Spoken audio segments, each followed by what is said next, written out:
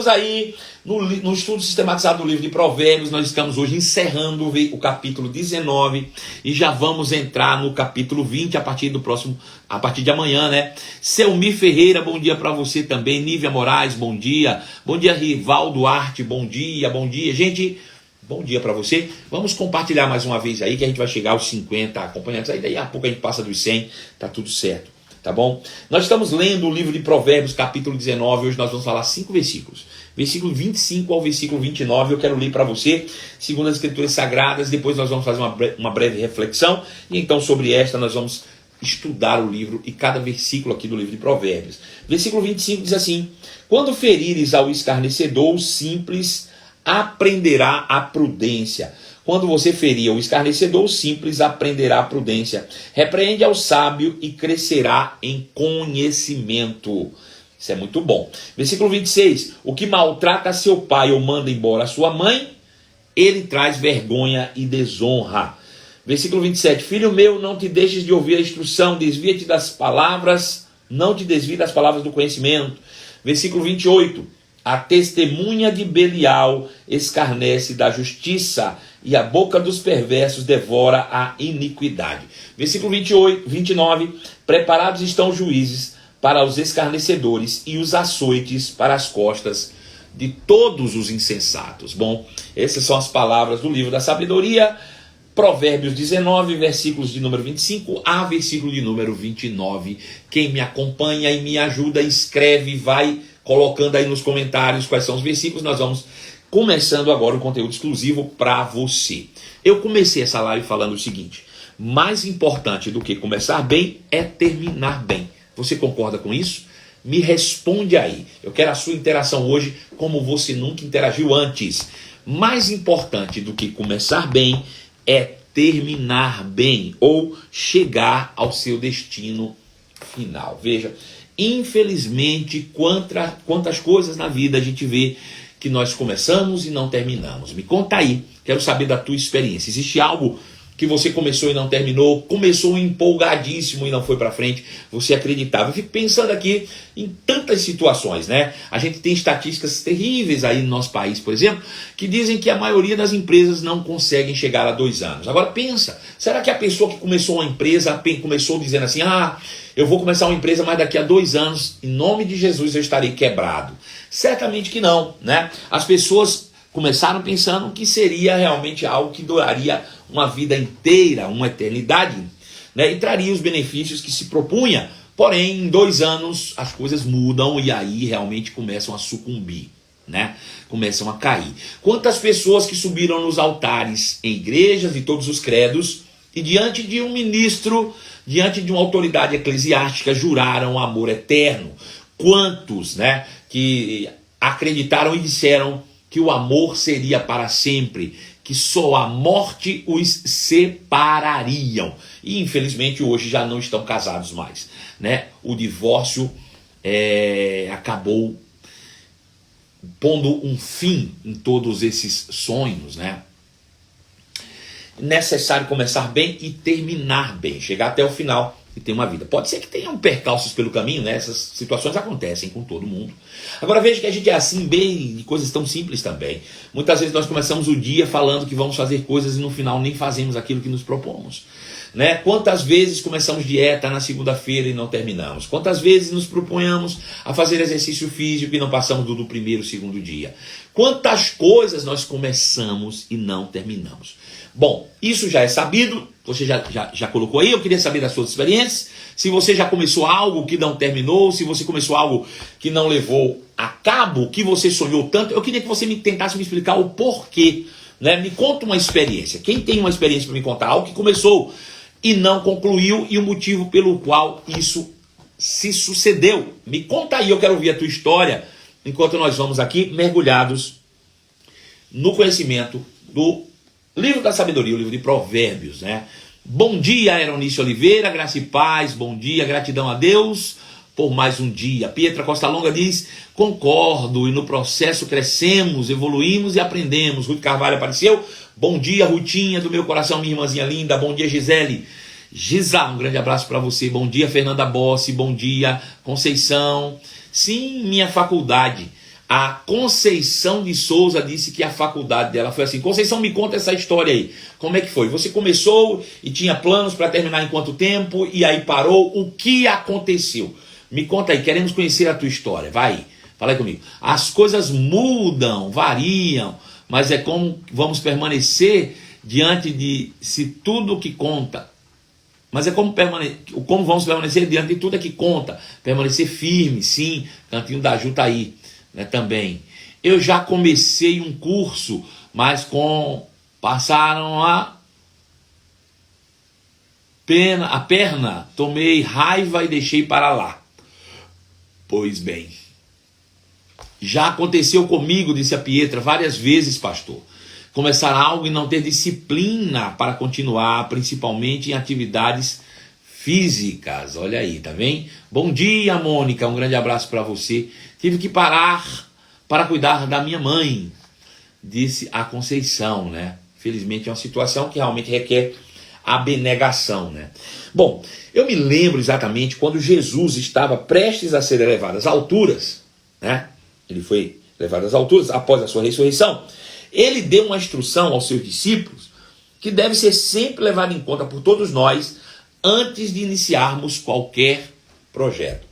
Veja, Jesus veio e passou 3 anos e meio aqui na terra, no seu ministério terreno, onde dedicou-se, né, completamente ao seu propósito existencial.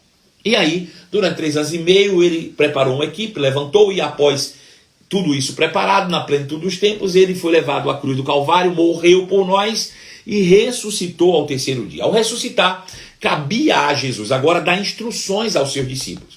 Vale lembrar que na sua trajetória de 3 anos e meio, faltando poucos dias talvez para a sua crucificação, ele deu uma palavra de incentivo aos seus discípulos. Eles estavam preocupados, com o coração atemorizado, estavam realmente apertados nas suas emoções, porque Jesus havia revelado o plano da sua morte para a redenção da humanidade. E eles ficaram realmente atemorizados, com muito temor no coração, e acabaram deixando transparecer. E Jesus disse, olha, não fique assim, não se turbe o vosso coração, creiam em Deus e creiam também em mim, porque na casa do meu pai há muitas moradas, se não fosse assim, já vos teria dito, vou preparar-vos lugar, mas eu volto, e quando eu voltar, receberei vocês para mim mesmo, para que onde eu estou, vós podeis estar também. Nessa conversa, Jesus chega à seguinte conclusão, né? Vocês podem ficar tranquilos, porque o ministério não vai parar por causa da minha morte, muito pelo contrário, ele vai potencializar vocês. A minha morte vai colocar vocês em um lugar de potencialidade. Vocês vão avançar, vão crescer, e o ministério com vocês será exatamente a sequência, a continuidade daquilo que foi comigo. Vocês farão as mesmas obras que eu faço e obras maiores farão. Então Jesus já havia dito isso para eles, que não precisava turbar o coração, que eles fariam obras tais quais Jesus fez, como obras maiores, né? Fariam também. Então eles já estavam nessa expectativa quando Jesus ressuscitou e começou a dar instruções. Jesus começou a falar para eles na sua ressurreição, olha, eu vou ter que subir, eu vou para a glória, eu não vou permanecer aqui, mas vocês vão continuar. Vocês vão começar, né? Vocês vão começar a jornada de vocês. Vai ser algo poderoso. E eu fico imaginando, irmãos, a empolgação dos discípulos frente a essa revelação de Jesus depois da sua ressurreição. Jesus dizendo que ia subir, que eles iam tomar a frente. Irmãos, uma coisa é você estar andando com Jesus, outra coisa é você estar representando Jesus. Eles andaram com Jesus 3 anos e meio, do lado do Cristo. Mas outra coisa seria agora eles assumindo a frente do ministério e fazendo o que o Cristo fazia. Jesus havia dito que eles fariam as mesmas obras maiores fariam. E eles viram, irmãos, Jesus ressurreto. Eles viram alguém que fora morto 3 dias, sepultado e ressuscitou. Então veja, Jesus deu a eles instruções durante 40 dias, mas ao final dos 40 dias ele disse o seguinte, ele disse, agora olha, presta atenção, não saiam de Jerusalém antes de se cumprir a promessa do meu Pai, da qual eu lhes falei, que João batizou com água, mas vós sereis batizados com o Espírito Santo, não muito depois destes dias, e então recebereis poder. Serão revestidos de poder do alto, poder do Espírito, para serem as minhas testemunhas, para dar sequência ao trabalho que eu comecei. Eu queria que você parasse para pensar agora. Veja, Jesus estava prestes a subir e eles estavam empolgados. Se Jesus disse, não saiam de Jerusalém, é porque eles queriam sair. É porque eles tinham em mente já sair por aí proclamando o Evangelho. Eles desejavam, estavam empolgados com isso. Mas a instrução de Jesus foi clara, não saia de Jerusalém antes de um revestimento de poder. Porque a empolgação pode ter combustível para te fazer arrancar, mas não tem combustível para te levar até o fim da corrida, não.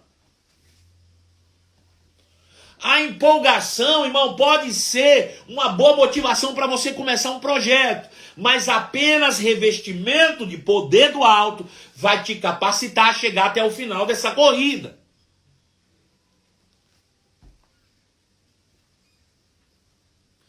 O único combustível capaz de nos levar até o fim chama-se convicção.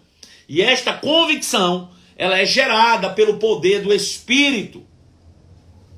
Então, fica claro o motivo pelo qual as pessoas começam e não terminam. Porque começam empolgadas e não guiadas ou instruídas, revestidas de poder do alto pelo Espírito. Né? As pessoas começam empolgadas. Ah, pastor, mas o que eu quero começar é um negócio, não tem nada a ver com a igreja. Ei, mas o próprio negócio precisa ter uma direção do alto. O problema é que tudo nosso é Deus falou comigo, Deus me deu uma direção. Bom, se foi Deus, por que você desistiu pelo caminho? Se foi Deus que te deu a direção, por que você parou? Se Deus te disse, Ele disponibilizou poder para te levar até o fim da carreira. Se Deus não disse, é só empolgação da sua parte. E isso não te leva até o fim. Faz com que você desista pelo caminho. Em tudo na vida. É assim. Então Jesus disse, esperem. A única forma de vocês conseguirem chegar até o fim é se vocês receberem poder. E foi o que os discípulos fizeram. Eles não levaram em consideração a empolgação, eles esperaram. Eles aguardaram. Eles permaneceram debaixo da palavra de Jesus. E aí o que aconteceu? Quando Jesus liberou poder sobre eles do alto, eles nunca mais pararam e a igreja está até hoje caminhando em passos largos em direção à sua perfeita vontade. Por que nós nunca desistimos? Quando eu digo nós, igreja como um todo nunca parou pelo caminho. Por que nada foi capaz de paralisar a igreja? Porque caminha debaixo de uma direção, caminha debaixo de um poder, caminha debaixo de convicções, de um poder, de um revestimento do alto que não nos permite parar jamais. Mas começar por empolgação. A empolgação pode gerar uma boa partida. Empolgação pode gerar uma boa partida, mas não tem combustível suficiente para terminar a corrida. Pessoas casam por empolgação muitas vezes. E é por isso que os casamentos não chegam no fim. Pessoas começam um novo negócio por empolgação. Pessoas querem entrar no ministério por empolgação. Pessoas querem abrir igreja por empolgação, porque está vendo todo mundo abrindo. Mas direção que é bom, revestimento do alto, não tem. E a prova que não tem é que se tivesse, o poder estaria funcionando onde você está agora. Se o poder não está funcionando para fazer o que você está fazendo agora, esquece. Quero abrir uma empresa, mas não sei controlar minhas finanças pessoais. Bom, esquece a empresa e vai cuidar da tua vida primeiro. Quero abrir uma igreja, mas não consegue liderar a tua casa, um departamento da igreja. Como é que você vai liderar uma igreja, criatura? Não, rapaz. É por isso que um monte de gente fica frustrado. Porque começa, não termina. E quando não termina, põe a culpa nos outros ainda. A culpa foi fulano, a culpa foi o concorrente, a culpa foi Beltrano, a culpa foi meu marido, a culpa foi minha mulher, a culpa é da igreja que não ajuda, a culpa é do pastor que não incentiva. É mentira, conversa fiada. Você começou empolgado e não foi até o fim. Porque se você começar debaixo de uma revelação de Deus, se você começar debaixo do poder do Espírito, se você começar debaixo de um revestimento de poder, Pode dar sangue na canela, você não desiste, você vai até o fim, e aí tem combustível suficiente para trazer, de fato, o resultado que você precisa, né? Falta de convicção gera inconstância.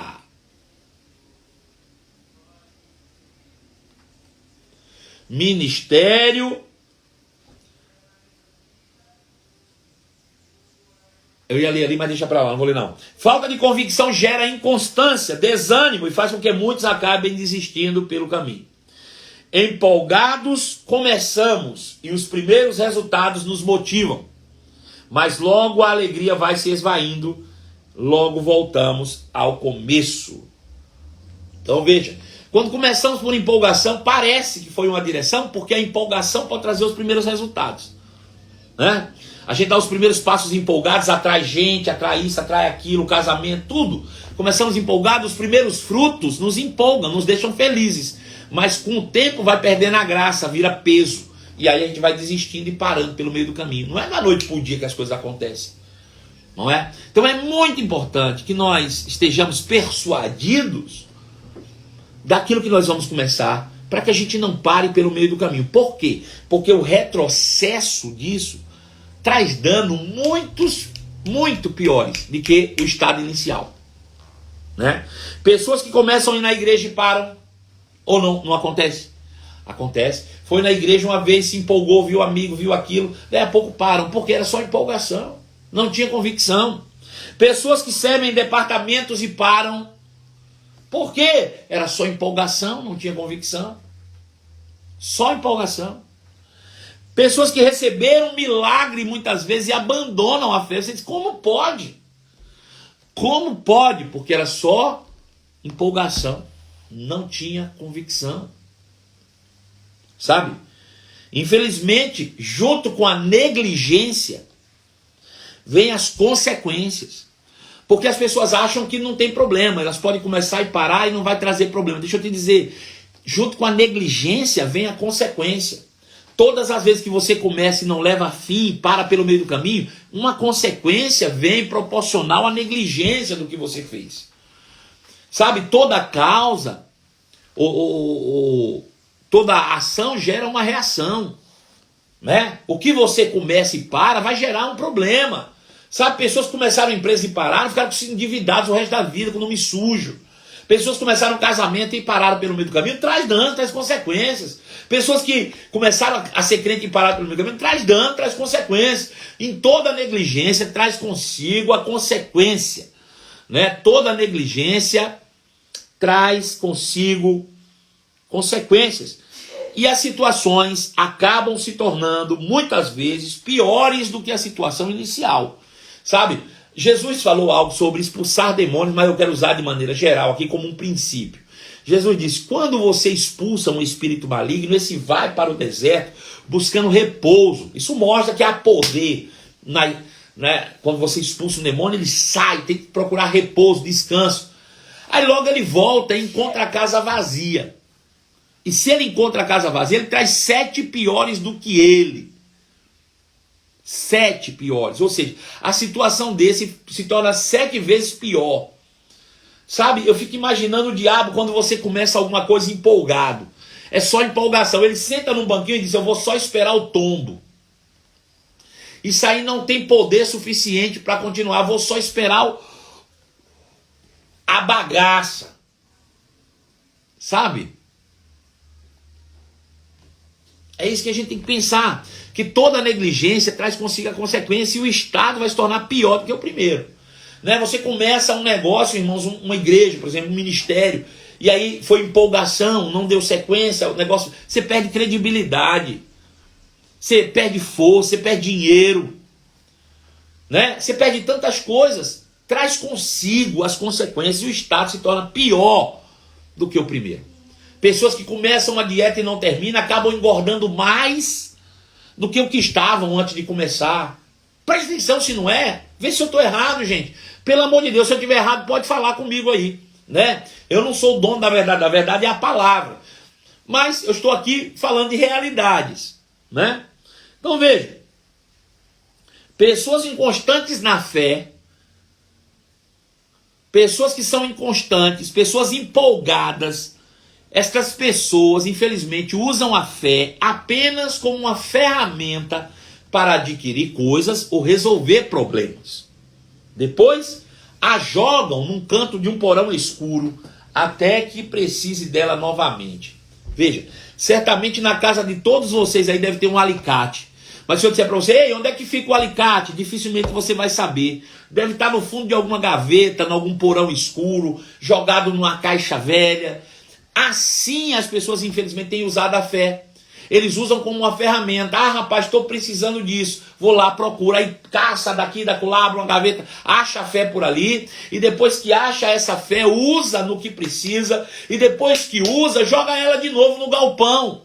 Joga ela de novo no porão, dentro de uma gaveta. Deixa eu dizer, fé não é ferramenta para resolver problema. Fé é um estilo de vida daqueles que decidiram viver uma vida abundante em Cristo. Eu não posso viver de inconstância. Eu tenho que viver uma vida plena em fé. Fé não é uma ferramenta para adquirir coisas e nem resolver problemas. A fé, ela é um estilo de vida. Eu preciso viver todo dia, irmãos. Milagre não deve ser um dia só, milagre é todo dia, milagre é respirar, milagre é ver, milagre é olhar. Milagre, irmãos, é isso. Milagre é estar vivo, milagre é você conseguir, como nós passamos por uma pandemia sem ser afetados. Milagre é estar vivo em meio ao coronavírus. Isso é milagre, mas todo dia. Não pode ser uma ferramenta que eu adquiro ali e depois abandono quando eu recebo o que eu quero, né? Eu começo, quando eu recebo o que eu quero, eu largo para lá. A vida cristã é todo dia. Eu não posso viver essa vida assim, negligente. Que hora tá, hora não tá. Que hora começa, hora não começa. A gente precisa ter constância. A palavra é constância, perseverança. Constância todos os dias, irmãos.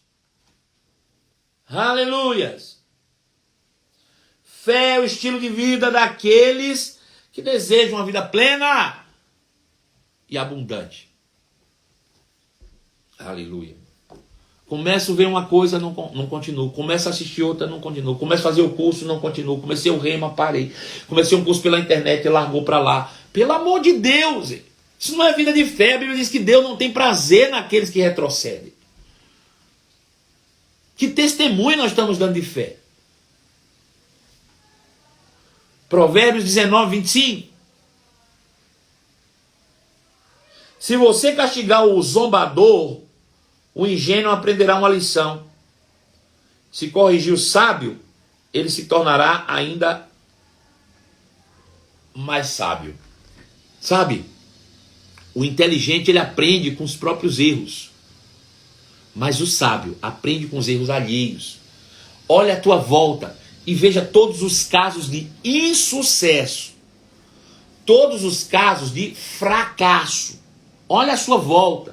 Talvez na tua casa, na tua família, talvez ministerialmente, talvez profissional. Olha os casos de fracasso. E pelo amor de Deus, aprenda com eles, para você não passar por isso.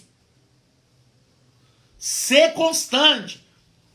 Por quê? Porque se você zombar da constância, o castigo vem. E não é de Deus não, viu? A sua própria inconstância traz consigo os seus resultados. Deu para entender isso? Então, aprenda com os erros alheios, seja sábio para você aprender e não seja inconstante. Atente-se. Sabe, eu li um livro certa vez e fala sobre alguns princípios, né? Para você ser bem sucedido. E nesse livro, o autor, ele fez uma pesquisa com 5.000 homens que fizeram sucesso, que tiveram grandes resultados na vida. 5.000 homens de grandes resultados. E aí quando ele olhou a sua obra, disse: minha obra não reflete o que eu preciso para que as pessoas lendo o meu livro possam obter sucesso. Nenhuma pesquisa com 5.000 homens de sucesso deu a ele respaldo para escrever um livro sobre princípios de sucesso. E eu não estou falando de 5.000 homens de sucesso, ele entrevistou Henry Ford, ele entrevistou Einstein, ele entrevistou Franklin, ele entrevistou os homens mais influentes da sua geração. 5.000 homens ele influenciou e ele entrevistou, e a entrevista com 5.000 homens de sucesso não deu a ele bagagem para escrever um livro que pudesse inspirar pessoas a ter sucesso. Então ele foi instruído a estudar sobre homens que tiveram fracasso. E ele entrevistou 25.000 pessoas que fracassaram. 25.000 pessoas. E dentro das 25.000 pessoas que fracassaram, ele conseguiu escrever, de fato, o segredo do sucesso. Veja coisa interessante, né? Então, isso mostra o quanto a gente aprende com o erro alheio, para que a gente não cometa os mesmos erros. Senão a gente entra numa ciranda, né? O diabo nem precisa ser criativo, porque ele nos pega nas mesmas coisas todas as vezes, muitas vezes. Porque a gente faz as mesmas coisas. Entende isso? Provérbios 19, 25 diz assim: o filho que maltrata o pai ou manda embora a mãe causa vergonha e desonra pública. O filho que maltrata o pai ou manda embora a mãe causa vergonha pública. É claro que isso aqui pode olhar de maneira literal. Um filho que maltrata o pai e manda embora a sua mãe tem que tomar uma surra, né? Um caba desse vai ser envergonhado mesmo. Mas eu quero trazer isso para uma questão espiritual. O filho que maltrata o pai, ou seja, o filho que abandona a Deus, a sua palavra e as direções do Espírito, certamente sofrerá desonra. Sabe? Estava indo bem, estava indo segundo a palavra, estava caminhando de acordo com aquilo que Deus o instruiu e de repente abandona a palavra. Para pelo meio do caminho. Esquece as direções do Espírito, começa a viver da sua própria cabeça, vai colher desonra. Vai colher desonra e vai trazer duras consequências sobre a própria vida. Provérbios 19, 27. Meu filho, então, se você deixar de ouvir as instruções, dará as costas para o conhecimento. Então, persevera nisso, em receber instrução, em receber conhecimento, não para, vai atrás, estuda, busca, assiste a live, vai de novo, assiste de novo, pega mais uma vez, faz, corre atrás, faz curso, irmão, vai atrás. Sabe, eu não estou aqui para fazer propaganda hoje, não é isso que eu quero fazer, mas veja, o Senhor me deu uma visão do PCML, que é uma visão de liderança para a vida. Liderança para a vida. Tem muita gente que está me acompanhando aqui agora que está fazendo o curso e me conta, todo mundo dá testemunhos poderosos. Pastor, tem mudado a minha vida. Pastor, que ensinamento poderoso. Tem gente que nem sequer abriu, nem sequer olhou, não foi lá, não deu crédito. E aí quer mudança, vem para cá ficar assistindo. Ora por mim, vou orar não. Vou orar não. Se você não tem compromisso com a sua vida, por que eu que tenho que ter compromisso com a sua vida? Eu vou orar por quem tem compromisso com a própria vida. Por quem não é negligente. Eu não vou orar para negligente não. Vou perder meu tempo para você não. Eu vou orar para quem tem compromisso com a sua própria vida.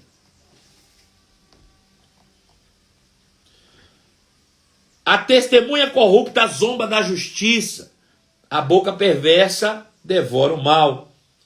Então veja, nós fomos chamados para testemunhar Cristo, e testemunhando a Cristo precisamos ser constantes. Se nós abandonamos, irmãos, o testemunho fiel, se nós abandonamos a palavra, nós estamos testemunhando Belial, o mundo, o diabo, né? Então veja, precisamos de fato ser testemunhas de Cristo e não do diabo. Provérbios 19, 29. O castigo está preparado para os zombadores, assim como o açoite para as costas dos tolos. Zombadores e tolos são aqueles que não praticam a palavra. A Bíblia diz que já tem um castigo preparado para isso. Sabe, nós crescemos, talvez você não, mas eu cresci ouvindo assim, cuidado, Deus castiga, cuidado, Deus castiga. Olha, Deus castiga. Aí eu cresci, virei evangélico, né? E na igreja eles mudam um pouco a retórica, não é mais Deus castiga, cuidado, viu? Cuidado com o juiz de Deus. Deus é amor, mas é justiça, né? Cuidado com o juiz de Deus, juiz de Deus, juiz de Deus. Vê. É a mesma coisa. Deus castiga, juiz de Deus. Precisa não. Ei, precisa não. Precisa de Deus castigar ninguém não. Precisa de Deus trazer juízo sobre ninguém não. Sabe por quê? A tua própria negligência te castiga. Precisa de Deus não, meu filho. Precisa não. A Bíblia diz que para o tolo o castigo já está lavrado. Para o tolo. Sabe quem é o tolo? O que ouve a palavra e não pratica. Precisa de Deus castigar ele não. A própria negligência dele já é um castigo. O próprio pecado já traz consigo as consequências. Precisa Deus castigar ninguém, não. Precisa de juiz de Deus nenhum, não. O próprio pecado, a sua própria negligência traz consigo castigo que você merece. Seja negligente e você vai ver. Aí você vai ver. Se você não vai, infelizmente, sofrer os danos e as consequências dos seus atos insanos e impensados. Entendeu? Então vamos ser constantes, irmãos. A constância faz parte da nossa vida. Tá bom? Chegamos no final de mais uma live. Quero deixar um beijo, um abraço apertado para você. E nos encontramos amanhã. Amanhã eu tenho uma reunião que termina às 11 horas da manhã. Eu vou fazer o máximo para chegar até às 11 horas aqui. Se eu não chegar, pode ser que eu comece um pouquinho mais tarde a nossa live. Mas eu não vou deixar de fazê-la, tá bom? Beijo, fiquem na paz e até amanhã.